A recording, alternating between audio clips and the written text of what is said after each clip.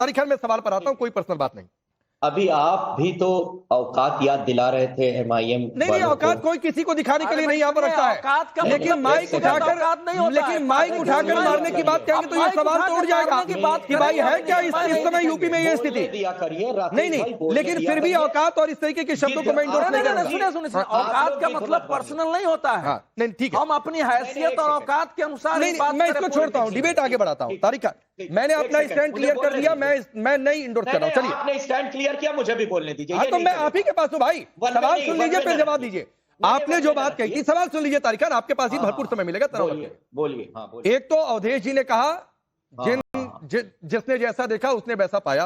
आपका सवाल मैंने रोहन गुप्ता से भी पूछा था, उन्होंने कहा कि गिद्ध वाली बात आप अपने ऊपर क्यों ले रहे हैं भाई, अगर कोई गिद्ध बन के नहीं गया तो गिद्ध को ना ले अपने ऊपर, ये उनकी बात सी थे। और मैं इसमें सवाल ऐड कर रहा हूं कि आपकी जो भाषाई मर्यादा गिरी है, या फिर बौखलाहट, या योगी के योगी होने पर सवाल, या उनके भगवा पहनने पर सवाल, 65 करोड़ बहुत होता है तारिक खान। ये डिबेट तो ये बार बार डिबेट में सवाल उठता है कि ये लहर है, और ये लहर आप लोगों को बेचैन कर रही है। आप और अवधेश साहब एक मुगालता मतलब गलतफहमी से दूर हो जाइए कि आप कुछ भी कहेंगे और जवाब नहीं मिलेगा। जो आप बोलेंगे उसमें raise to the power of 10 कर दीजिए, उसको 10 की तीव्रता से बढ़ा दीजिए, इधर से आपको जवाब मिलेगा। मैंने भाषाई मर्यादा लांघी, मैं माफी मांगता हूं। ठीक, माफी मांग लिया मैंने, मुझे माफ कर दीजिए। अभी अवधेश साहब औकात याद दिला रहे थे किसी की कि आपकी औकात है, आपकी हैसियत है। मतलब अवधेश साहब किसी को उसकी हैसियत और औकात बता सकते हैं, लेकिन तारिक खान क्योंकि मुसलमान भी है इसलिए नहीं बता सकते। तारिक खान को दब के रहना है राकेश पांडे से और इनसे, वरना ये लोग मुझे हिंदू अरे ऐसा बोलने दिया करो। बीच में फिर आप कहेंगे हिंदू मुसलमान करेंगे, बीच में ना बोला बिना इसके नहीं, मैं बीच में नहीं बोल रहा हूं, लेकिन तारिक खान मुसलमान है ये पहचान बताने की क्या जरूरत है कि माय नेम इज खान? बताना पड़ेगा। फिल्म के स्क्रिप्ट लिख रहे हैं क्या कि माय नेम इज खान इसलिए मुझ पर अटैक हो रहा है? तो ये सब प्रोपेगेंडा मत चला करिए भाई। जो सवाल पूछा उसका जवाब दीजिए, आप जितना समय कहेंगे मैं दूंगा। और आपका जो सवाल है वो भी पूछिए, रोहन गुप्ता जवाब भी देंगे। बिल्कुल, लेकिन ये माय नेम इज खान वाला स्टैंड प्रोपेगेंडा मत चलाइए। मैं माफी मांगता हूँ। अब अवधेश साहब जरा माफी मांग लें, चलिए माफी मंगवाइए। चलिए अवधेश साहब माफी मांग लीजिए। अभी आप भी तो देखिए ऐसा है, सुनिए देखो पहले सुनो अरे भाई सुनिए जरा, आप किसी को भी, मैं हूं, आप है, कोई भी पार्टी है, उसकी अपनी हैसियत औकात के अनुरूप ही बात करनी चाहिए।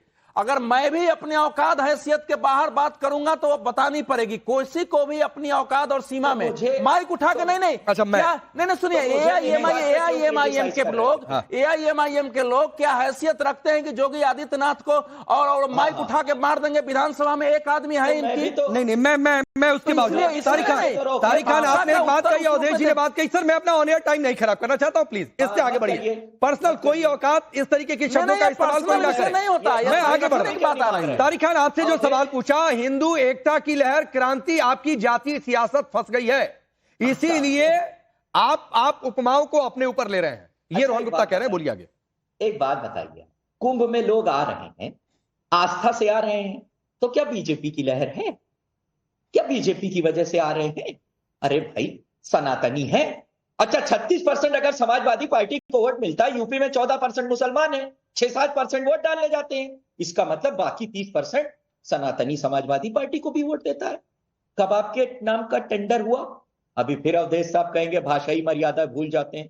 आप सारी मर्यादा भूल जाए, लेकिन हम न भूले, क्योंकि हमारा नाम तारिक खान है भाई, हमें दब के रहना है। अवधेश साहब से, राकेश पांडे से डर के रहना है भाई। अरे बिल्ली म्याऊ म्याऊ म्याऊ म्याऊ करना है, ये ना हो पाएगा भाई। दिखाने की मैं सवाल पूछूंगा, जवाब देना पड़ेगा। आपकी ठेकेदारी नहीं है, आपकी सनातनी की ठेकेदारी नहीं है। तो ठेकेदारी तो किसी की नहीं है भाई। और जो लोकतंत्र में तारिक खान ठेकेदारी समझ लेगा, जनता उसका रास्ता दिखा देती है। तो लोकतंत्र में कोई भी पार्टी, किसी भी समुदाय और किसी भी वोट बैंक को अपनी ठेकेदारी को ना समझे। लेकिन आपने एक बात कही रोहन गुप्ता, रोहन भाई ये बार बार कह रहे हैं my name is Khan so I am victim, ये कार्ड तारिक खान लगातार चल रहा है।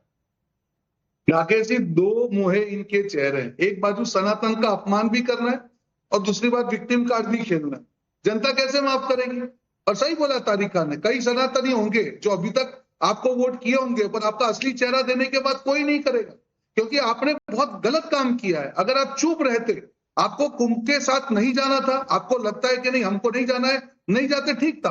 पर जिस प्रकार से आपने कुंभ का अपमान किया, सनातन का अपमान किया, अब सरकार को घेरने के चक्कर में सनातन के खिलाफ कब हो गए आपको समझ में नहीं आया। आपके नेता के विवेक चले गए और उसका खामियाजा आपको आगे भुगतना पड़ेगा, क्योंकि पूरे सनातन समाज का विश्वास आप लोग खो बैठे हैं। दूसरी बात, आपने एक इमोशनल कार्ड खेला, अरे मैं मुसलमान हूं। अरे भाई साहब, आप मुझे एक चीज बताइए, राकेश जी आधिकारिक आंकड़े बता रहा हूं, मुस्लिमों की जनसंख्या कितनी है पूरे देश में? 18%, 19%, जो भी है।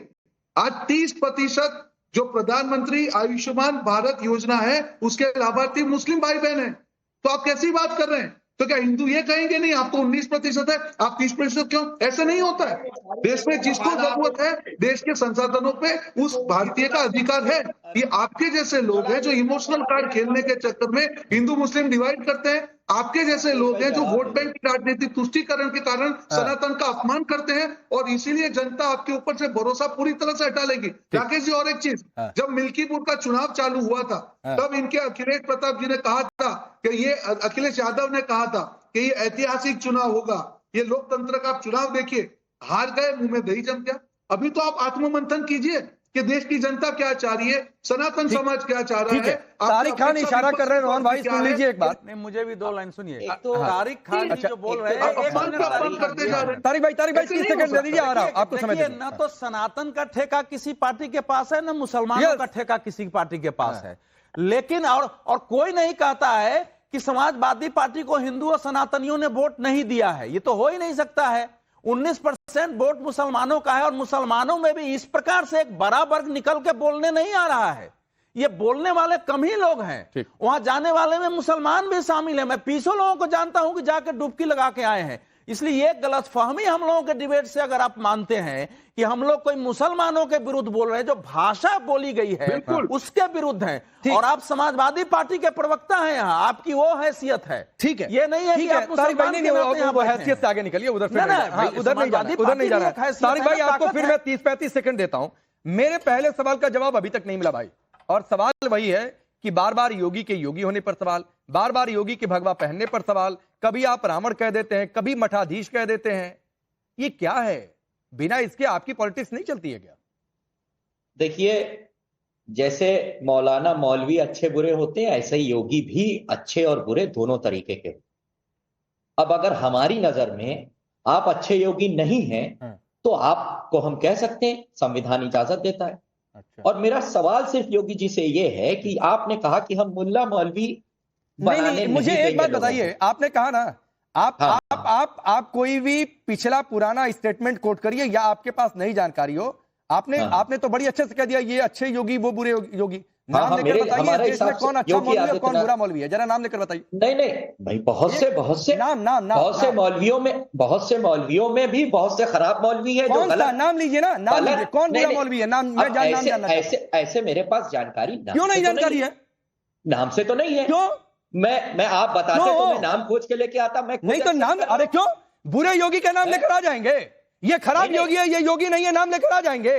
और एक मौलवी जो बुरा है आपकी परिभाषा में, उसका नाम लेकर नहीं आएंगे। क्यों भाई? योगी अच्छे क्यों नहीं है? सारे योगी अच्छे हैं और सारे मौलवी अच्छे नहीं। हाँ, तो मैं तो किसी को नहीं कह रहा हूं, नहीं मैं कह रहा हूं सारे योगी अच्छे हैं, सारे मौलवी भी अच्छे हैं। और मैं ये भी कह रहा हूं तारिक खान, मैं इंसान के तौर पर कह सकता हूं या फिर नेता के तौर पर उसके कामों का एनालिसिस कर सकता हूं, लेकिन मैं कोई धर्माधिकारी नहीं हूं कि मैं कहने उठूंगा कि ये अच्छा योगी है, ये बुरा योगी है, या ये बुरा मौलवी है, ये अच्छा मौलवी है। ये परिभाषा में नहीं तय करने वाला हूं, और ना मेरा ये अधिकार क्षेत्र है। 15 सेकंड दीजिए, मैं तारीफ करता हूं आपकी। आपने मौलवियों को और योगी दोनों को अच्छा कहा, और वहां योगी कह रहे हैं नहीं मैं तारिक खान मैं एक बुरा मौलवी का नाम आपसे सुनना चाहता हूं। एक बुरे मौलवी का नाम आपने कहा ना, अच्छे और बुरे मौलवी भी और अच्छे और बुरे योगी भी, तो बुरे योगी का तो नाम आपने बता दिया, अच्छे बुरे मौलवी का नाम बताइए। बिल्कुल है, नाम बताइए। ऐसे मौलाना ऐसे वैसे नहीं, नाम जो गलत तरीके की नाम चाहिए, ट्रेनिंग देते हैं। तारिक खान नाम चाहिए। अब नाम मैं ढूंढ के लेके आता। क्यों नहीं ढूंढ के लाए? बुरे योगी का नाम ढूंढ लेंगे। योगी ये खराब योगी है बता देंगे। कौन खराब मौलवी है नहीं बताएंगे? क्यों नहीं बताएंगे? आप ये कहना चाहते हैं कि सिर्फ मुल्ला गलत है, योगी अच्छे? ना मैं तो किसी को बुरा नहीं कह रहा हूं भाई। तो जब मैंने कहा कि मुल्ला बुरे होते हैं, ये आपके शब्द है। मैं सारे मौलवियों को बहुत सम्मान देता हूं और उन्हें सम्मान की नजर से देखता हूं, उसी तरह मैं सारे साधु संतों को भी सम्मान की नजर से देखता हूं। आप परिभाषा तय कर रहे हैं, ये